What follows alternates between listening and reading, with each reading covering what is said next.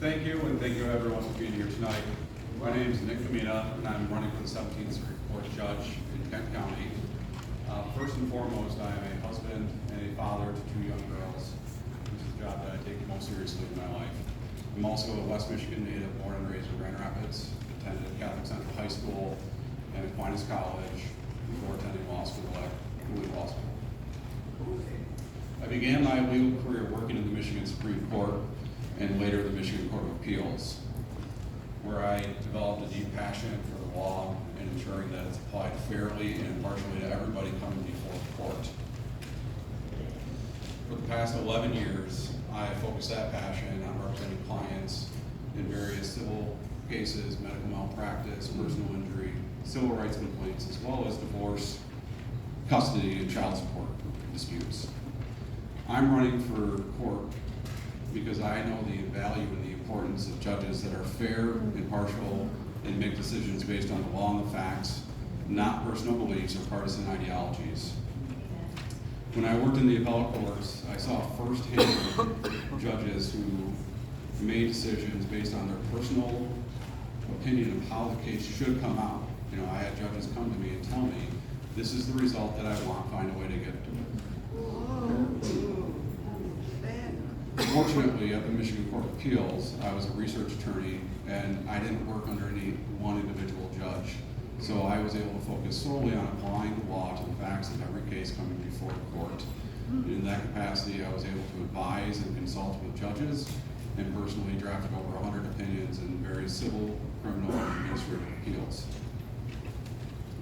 My experience as both a trial court litigator and in the appellate courts makes me uniquely qualified to serve as a circuit court judge. I understand the importance of issuing timely, well-reasoned decisions based on a clear record for the benefit of the parties and any reviewing courts. And I also have extensive experience in all areas that is within the circuit court's jurisdiction. The circuit court includes civil, criminal, and family law cases. I'm the only candidate in the race that has extensive experience in all three. I'm the only candidate in the race that has firsthand experience working directly with the judiciary. So thank you all again for coming out tonight, and I hope to earn your vote on August 6th in the primary election.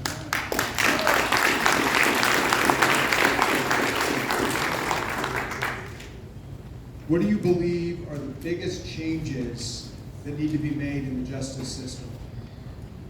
Well, you know, one problem that is universal in every area of law, I think, is access to the judicial system, access to justice.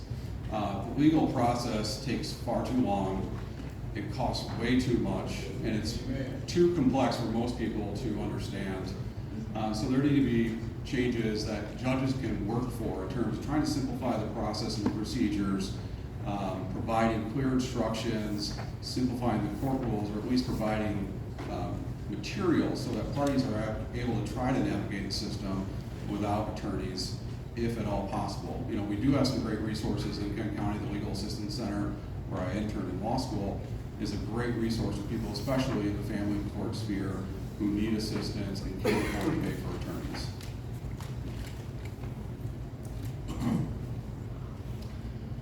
Nick, how will you balance being an independent judge and an elected official?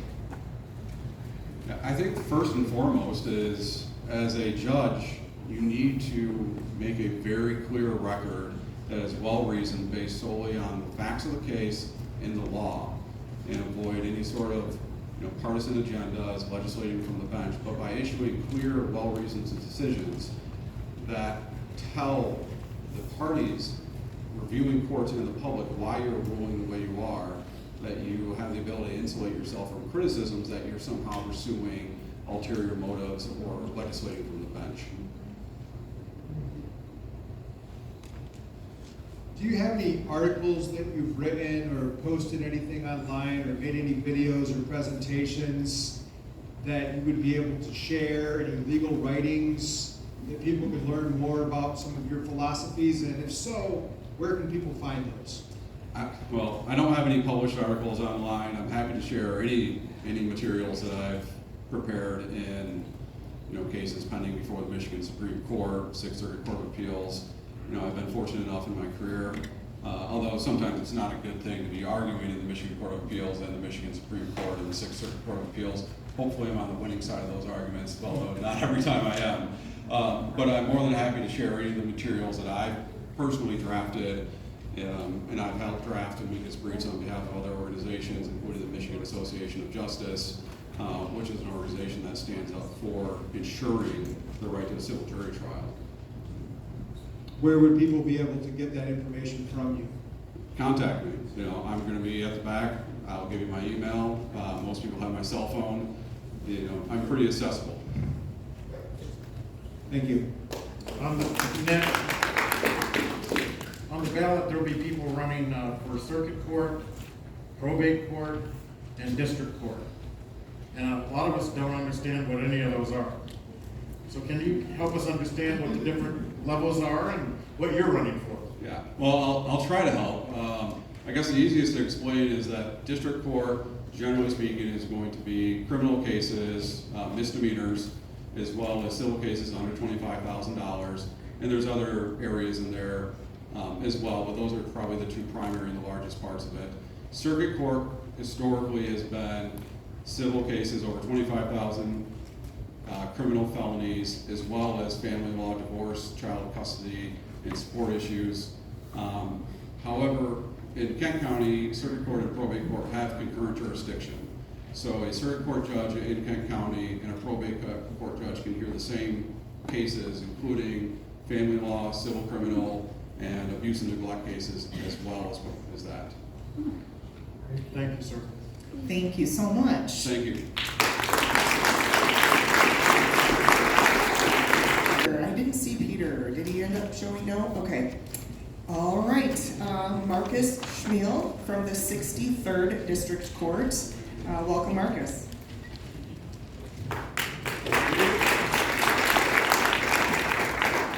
Good afternoon, ladies and gentlemen. Can everybody hear me okay? Okay. Hold it real close. In the courtroom, we're not generally used to holding microphones. They are in front of us.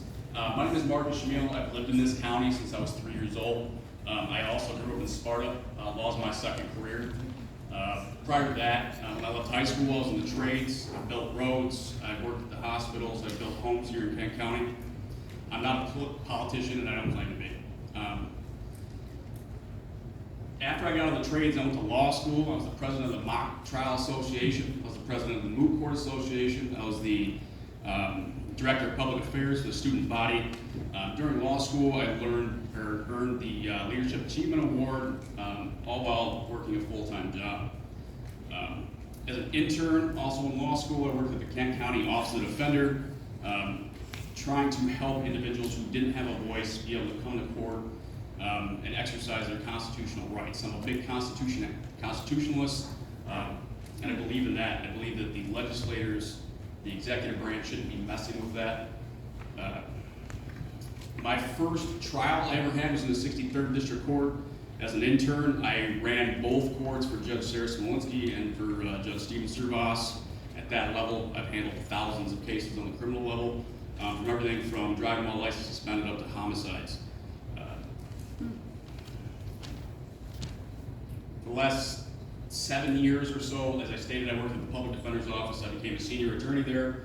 About a year ago, in August, I decided to leave that position. I opened my own law firm here in the county. I continue to do independent criminal defense work for capital crimes, felony cases, also misdemeanor cases in the 61st District Court, 63rd District Court, Ottawa County, Muskegon County, and I also do some civil as well. Again, I believe in the Constitution, and that's a big thing to me. My pillar is the community. I think that our elected officials have gotten way too far on both sides of the coin, but I think that we need to sit down at a table, have a conversation, and figure out how we can better address those issues and support our community. Thank you, sir.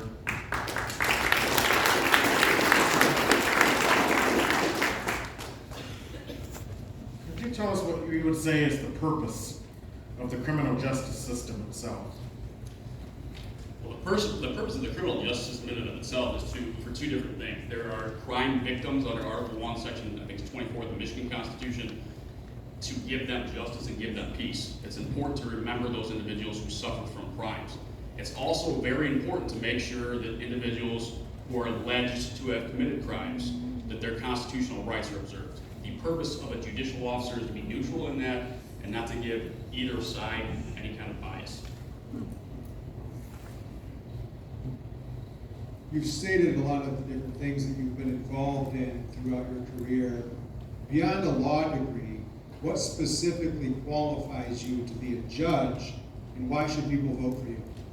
Well, like I stated, law is not my first career. I grew up in the trades. I grew up with a single mother who did everything she could do to put me in a position where I was at. I was not given a silver spoon in my mouth. I've had to work for everything I've done in my life as hard as I possibly could. I've worked 18-hour days in the sewers, micros, dirty jobs. I've done that. That gives me empathy, and I've worked with people from all different races, all different backgrounds, men, women, and I've had the ability to see that also in the legal career. I've worked with people who have a whole lot of money, and I've worked with people who are desperately in need of our community support. So the empathy aspect, I think, puts me in a position where I can understand every human who comes to the court.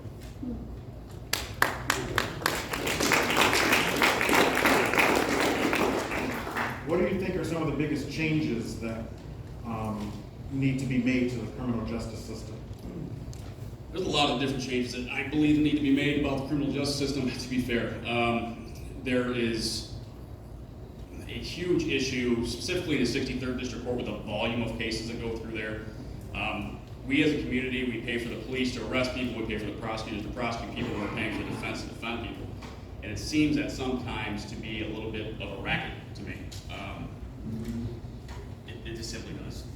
I think that needs to change. I think we need to sit down, and our legislator needs to sit down and plausibly talk about some of these things that people get charged with crimes. I know that there was some red flag legislation that went in there that was signed by the governor this year.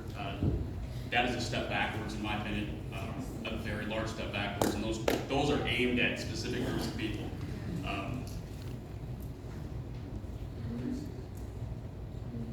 Okay, thank you. Thank you. Our next candidate is also running for the 63rd District Court, David A. Couch. Welcome, David. Good evening, everyone. My name is David Couch. Running for the new judgeship in the 63rd District Court.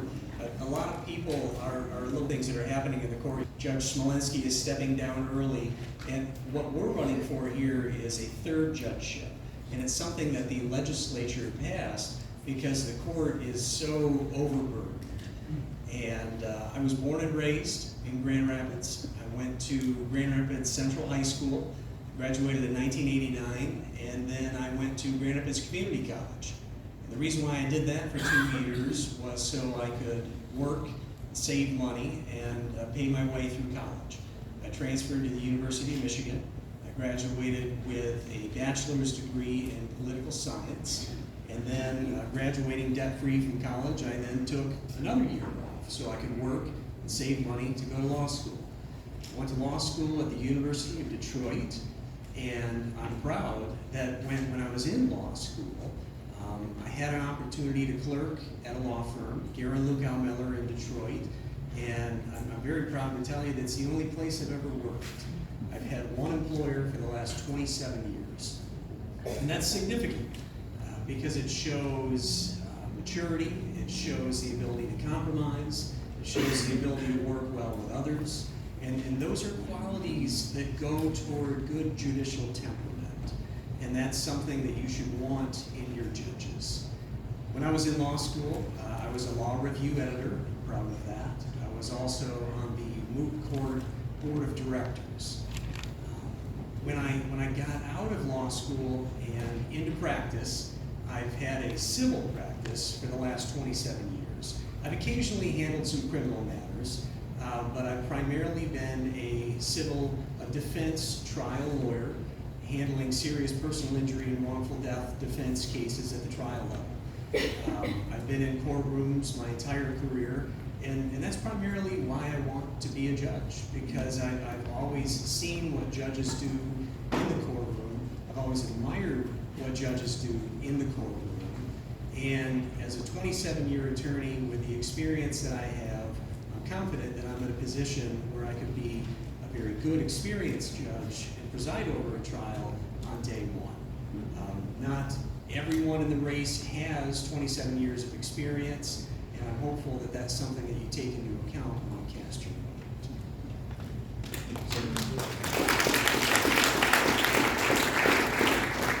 They wanted me to ask you, when was the last time you read the Michigan Code of Judicial Conduct, but I'm not going to ask you. I'll answer that. Go ahead. Yeah, sure. I actually read it just a couple of days ago. Oh, Because it comes up quite often. I mean, you have your core rules, and you have the rules of evidence, and you have the rules of professional responsibility, and they're all in there in the same book. well, great job. And every now and then, well, it wasn't for me. Every now and then something comes up where you do have to consult that just to Right. see if somebody else is going to follow those rules. And so that's why I was into it. Could you address how the judicial system has become so corrupted, and some judges have the tendency to try to legislate from the bench? Well, I don't believe that the judicial system has become corrupted. I think we have a wonderful judicial system. Interestingly, I was at a family reunion in Iowa City recently, and a relative of mine is a former attorney and a former judge. He said that all the judges there in Iowa are appointed, and he felt like that was a better approach. Our approach here, obviously, is we're elected. And I think by going through the election process, the voters are smart. They weed out candidates who will lead toward what you're asking about. But to answer your question, I don't believe our judicial system is corrupted, and I think we have a very good judicial system. I'm running for judge because the 63rd District Court is overburdened, and I'm experienced, and I want to help ease that burden.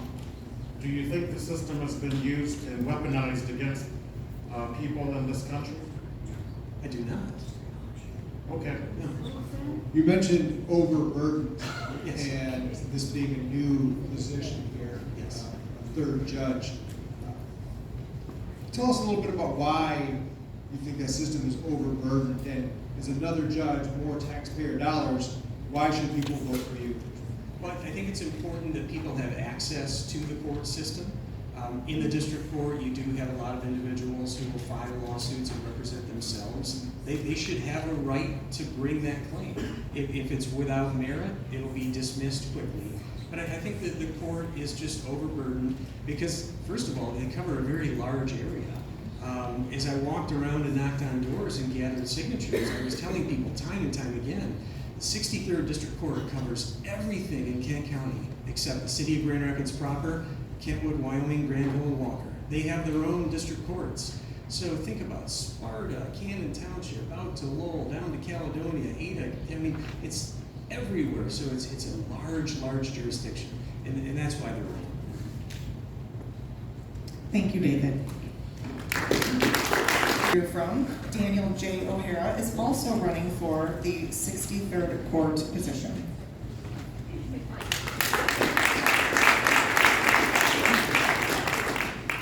Good evening, everyone. My name is Dan O'Hara. I'm obviously a judicial candidate of the 63rd District Court. Personally, I'm a husband, father of 3 young children, born and raised in Kent County. Grew up in Rockford, now live down in Caledonia, where I choose to raise my family. Professionally, I'm an assistant prosecuting attorney. I've been with that office going on 9 years. I'm a felonies circuit court attorney. My scope of practice is everything from simple misdemeanors, driving with a suspended license, all the way up to first-degree murder. In fact, on the way here, driving down Leonard Street, I passed a scene of a murder trial that I had a couple of years ago, and like that, I'm reminded on a daily basis. We're fortunate to live in areas of our community with nooks and crannies that we hold dear to our hearts, that are safe, that hold the values of our community. But with my job, I'm forced to see the dark corners, and that's one of the reasons why I want to run for judge. Ladies and gentlemen, I'm running for judge because I want to continue my role that I have as an assistant prosecuting attorney in protecting my community, in the sense that a judge can do that through knowledge and experience and presiding over courts and issues from our community with the knowledge and discretion that that we all expect our judges to have. Another reason why I want to run for judge is because I want to make that positive impact based on my personal experience. As a litigator who's in court every single day, I see firsthand the positive impact that a judge can have on our community. These are trial courts, ladies and gentlemen. The 63rd District Court is a trial court. The people that are thrust in front of the judges at the 63rd District Court are individuals, you, your family, your neighbors, and everybody deserves a fair shake. And that's why I'm running for judge, because I'm in court every day. I've litigated through the difficult legal issues in our community. I've seen victims. I've empathized with their families. I've also, as a prosecutor, one of the things that I have to look out for are the rights of the defendant. I'm always cognizant of the fact that the person at the other counsel table, they have rights as well. And that's an important quality to have as a judge. The volume of my court experience is what makes me a unique candidate, ladies and gentlemen. I checked my docket, my personal docket, before I came here today. I have 168 felony cases assigned to me open right now. I'm in court every single day, and there's about 15 to 20 criminal prosecutors in my office that all share about that same caseload. The 63rd District Court, there's a new seat opening because of the volume that court has. I know how to run a docket. When I was in district court, I'm not a district court attorney anymore, but years ago, I was a district court attorney, and I was assigned to 3 district court judges at the same time, responsible for their criminal docket. I can run that docket efficiently. My practice goes beyond criminal cases. I do civil cases as well. I represent law enforcement agencies throughout the county in civil forfeiture findings. Thank you, Daniel.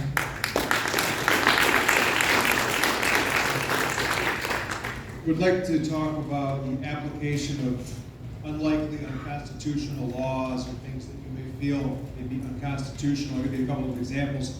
MCL 750.102 says punishment, any person who shall willfully blaspheme the holy name of God by cursing shall be guilty of a misdemeanor. Another one, MCL 750.103, cursing and swearing, any person who has arrived at the age of discretion who shall profanely curse or damn or swear by the name of God, Jesus Christ, or the Holy Ghost shall be guilty of a misdemeanor. Tell us about how you may rule, and not necessarily just in those couple of instances, but things that may be unconstitutional, but there are laws in the books. How would you rule on those? Certainly. Well, to begin, I'm a rule of law individual. As a judge, I'd be a rule of law judge. As a prosecuting attorney, one of my responsibilities is to receive investigations by the police and decide whether or not to charge a crime in the first place. That's not the police's job, that's the prosecutor's job. And that's a job that I do personally. I'm proud to announce we don't prosecute examples like what were just read in the county. A perfect example would be adultery. We're not going around, it may be morally wrong, and while we have, as a community, don't agree with it, we're not prosecuting those cases, and those, I'm happy to announce to the general public who may not know, those issues are not before our local courts. But I would follow the law. I think it's important for a judge to follow the law. Obviously, if something like that wound up in front of me as a judge, that'd be a head scratcher, because in my career and in speaking with individuals, I've never heard of anything like that being prosecuted in our community.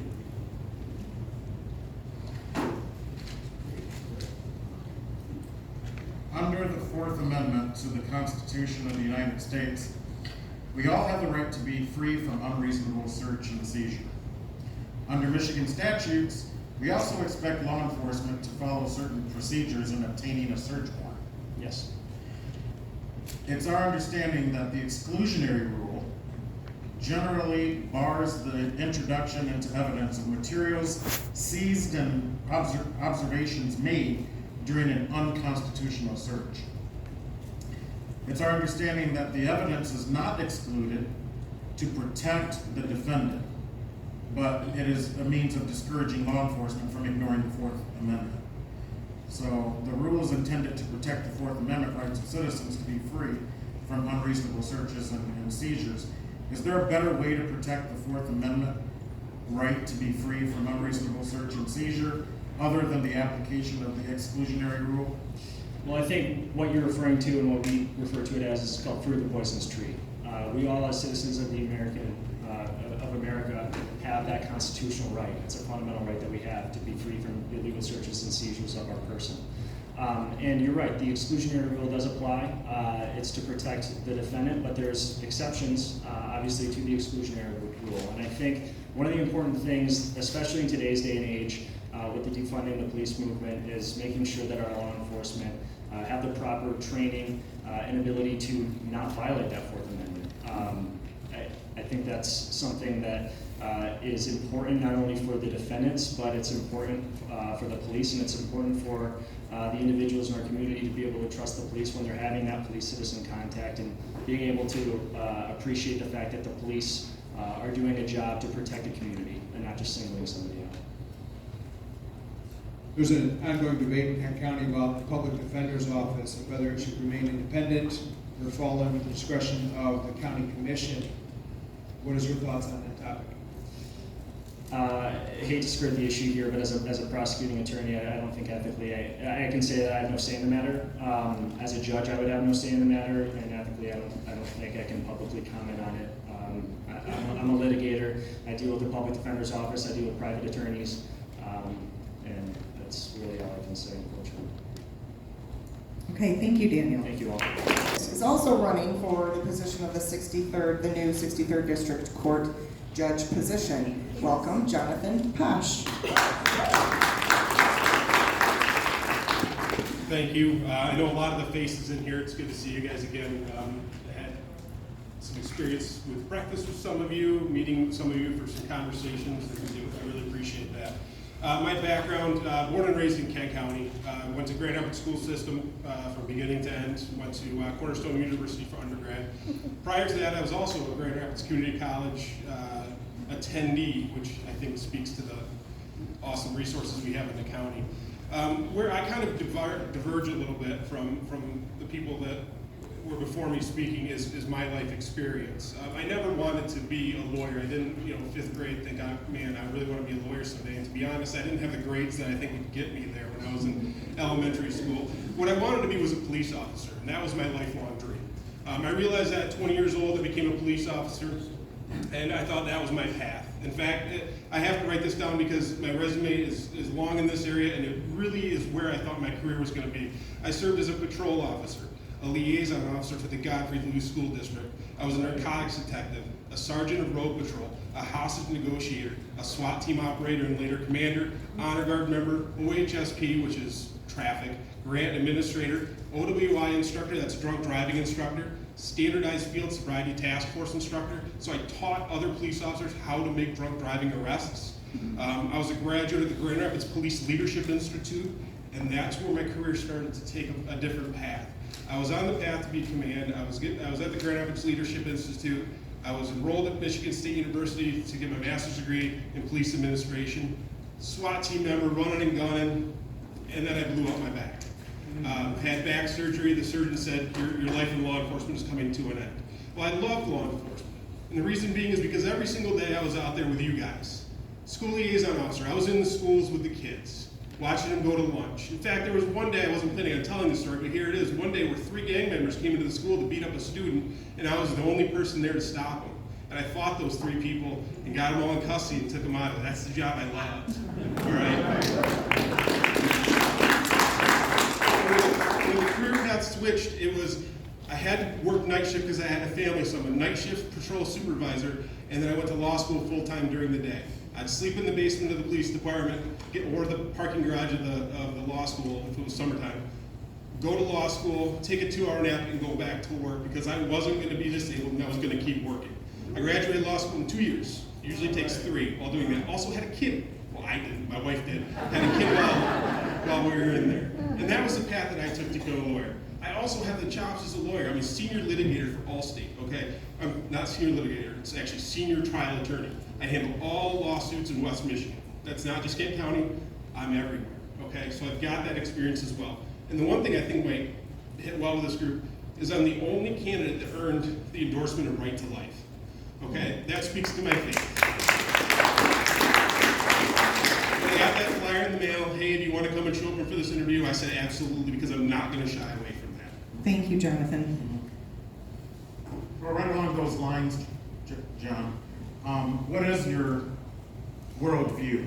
What makes you tick as a man? Why should we elect you as a judge in that district, 63? Absolutely. Growing up, they called me Rule Boy. That's what my whole family called me. Rule boy? Rule Boy. In fact, if my cousin were here, he'd tell me, he'd be, yeah, that's Rule Boy. I mean, they would make fun of me because I follow the rules. I've always followed the rules. I love the rules, and I love the law. And that's why it was a natural progression for me to go from law enforcement to wanting to become a judge, wanting to become a lawyer, because it's the same set of rules. Now I just get to do it behind a desk, and I can tell you honestly, nobody's tried to punch me yet, and it's kind of a nice job. But that's my worldview, that our Constitution, our laws set forth a set of rules that we all can turn to when we've been wronged. Same as the Bible. When you've been wronged, you look to this set of rules and you figure out the correct path forward.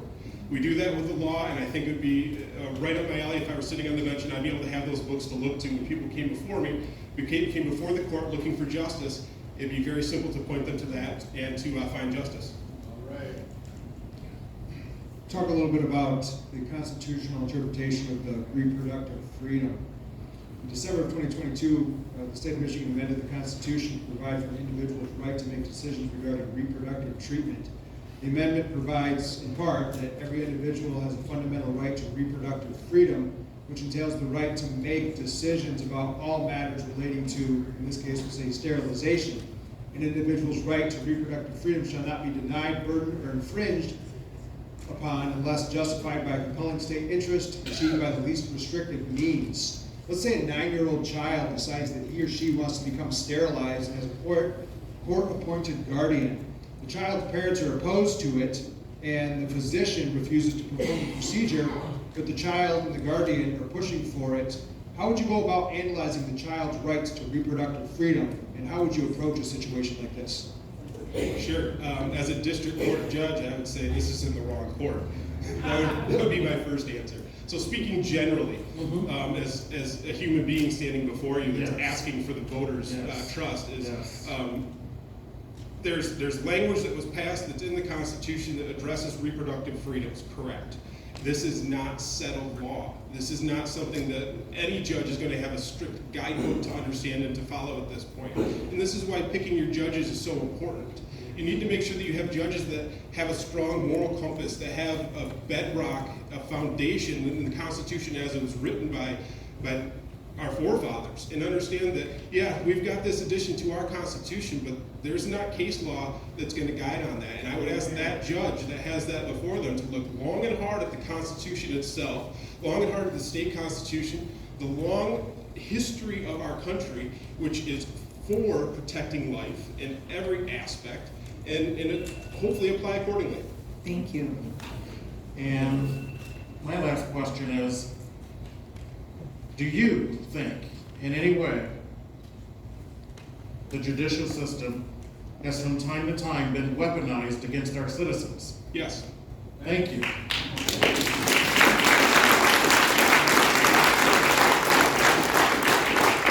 To continue that, I don't say that lightly, but I can tell you as a litigator who's practiced not just in Kent County, but across the state of Michigan, and not even in that important of issues, but just issues in different district courts, whether it be a landlord-tenant dispute, whether it be a civil lawsuit. I have seen where judges, in my opinion, as a litigator in that courtroom with an understanding of the law, has applied something other than the law, but some type of bias for whatever reason.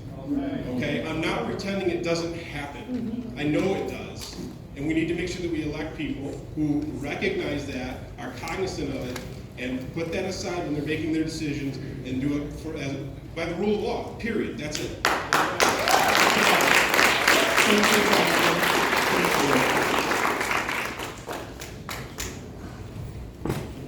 Hear from is Julia Kelly, who is running for the 17th Circuit Court.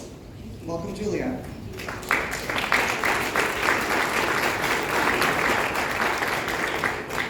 Good evening, everyone. My name is Julia Kelly. I'm running for the 17th Circuit Court. Before I begin, thank you to Tammy, thank you to Stand Up Michigan for inviting me to be here. Congratulations to all the candidates for coming here, for all the work that you put in and all of your different races and your campaigns. As I mentioned, I'm running for the 17th Circuit Court and wanted to tell you a little bit about myself. So I grew up in West Michigan with my husband. We grew up in Kalamazoo, Michigan undergrad, Michigan State Law School, and then I moved out to California. I've been practicing law now for 17 years, and I'm barred in both Michigan and California still. I have argued hundreds of motions. I have argued successfully in the Court of Appeals, successfully in the Michigan State Supreme Court. I have tried over 75 trials. And what's important about that to me is when you are actually doing the trial work, you are thinking on your feet, you know the law, you are under a lot of stress, but you're able to do things very quickly. And I've done those trials in criminal, civil, family, juvenile court, which encompasses this family law scene, which is very important to me and very close to my heart, abuse and neglect, and adoption, which is also very close to my heart. I don't know if we can change that slide. A lot of you may not know the trials that I have been involved with, but I know that you guys will all know this next trial that I was involved with. You can switch the slide because some of you have been talking about it. This is one of my federal trials. I represented Marine Corps Daniel Harris when he was charged with conspiracy to commit kidnapping of Gretchen Whitmer. He was charged with conspiracy to possess weapons of mass destruction. He was charged with being in possession of a destructive device, and he was charged with being in possession of a short-barreled rifle. You can see the fun fact in federal court, cameras aren't allowed, so they do these fun sketches. Some are, a little bit more flattering than others. But this trial, that was a lot of guitar. This trial took 30 days. It was a lot of work. It was one of the most complex cases that I have handled. I had the weight of the government, the federal government, breathing down my neck every day. And I had this young man that I was representing who was facing life in prison. And you can see that Daniel Harris was acquitted of all of the charges, and I got to walk him out of the federal court.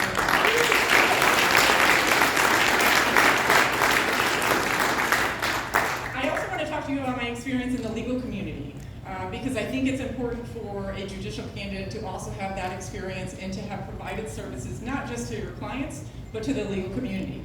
So I serve as a mediator. I've been selected by the federal courts to serve as a mediator in prisoner early mediation cases. I have been chosen by the Grand Rapids Bar Association. I provide continuing legal education credits to our local attorneys. And there we go. Thank you. Thank you all.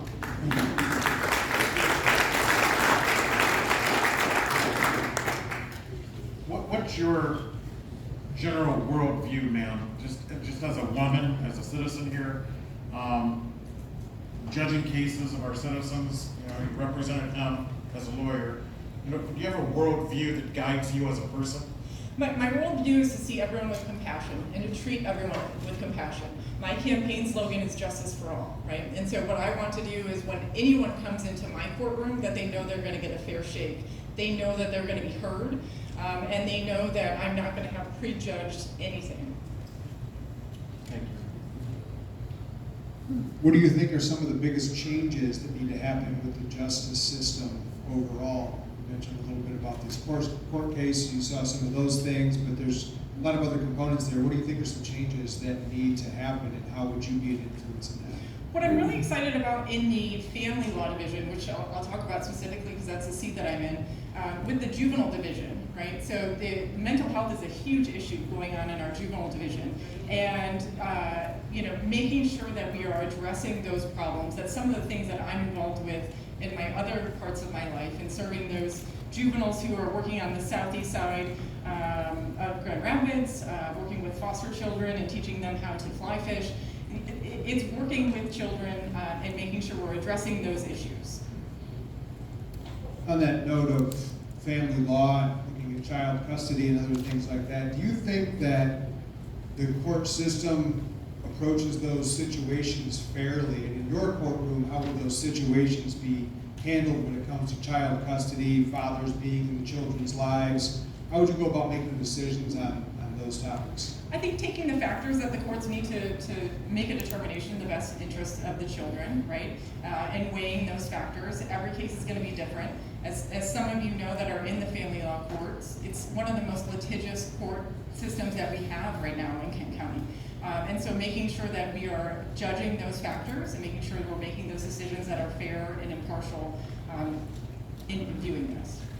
Okay. Thank you very much. We've got one more. Oh, sorry, so sorry. How will you balance being an independent judge and an elected official? I think that's a great question, and I think, you know, I am running, again, and I hate to repeat myself, but running a campaign that says, I want to provide justice for all, right?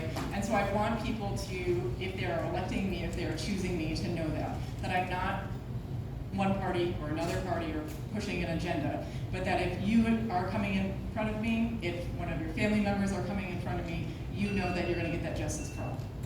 Thank you, ma'am. Thank you. Thank you so much for your efforts.